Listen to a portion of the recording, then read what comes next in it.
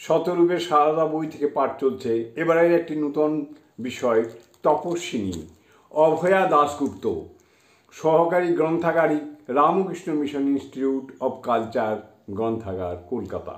পরের অংশ। প্রাচীন শাস্ত্রে সাহিত্যে তপস্যার নানা সংজ্ঞা পাওয়া যায়। যুগে যুগে প্রয়োজন অনুসারে তপস্যার নানা ব্যাখ্যা হয়েছে। তপস্যা বলতে আমরা সাধারণভাবে বুঝি কৃচ্ছ সাধনের দ্বারা অভীষ্ট লাভের চেষ্টা। তপস্যার প্রকৃত উদ্দেশ্য কামনার নিবৃত্তি। আচার্য শঙ্কর বলেছেন, মন ও ইন্দ্রিয়গণের একাগ্রতাই পরম তপস্যা। আবার মহাভারতে শান্তি পর্ব 156/8 আছে, তপ নানশনাৎ পরম।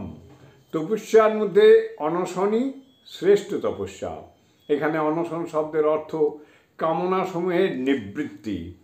অনশন শব্দের আভিধানিক অর্থ উপবাস, আদর্শ বা লক্ষ্যের সমীপে বাস, উপবাস। ঐকান্তিক ধ্যান, অনন্য স্মরণ, অবিচ্ছিন্ন মননের মধ্য দিয়ে লক্ষ্যের অভিমুখে যাত্রা, লক্ষ্যের নিকটে বাস তপস্যা। এই যাত্রা ও বাস এর মধ্য দিয়েই ঘটে সর্বপ্রকার বন্ধন মুক্তি। তপস্বী নিজ তপস্যার বলে অভীষ্ট লাভে সক্ষম।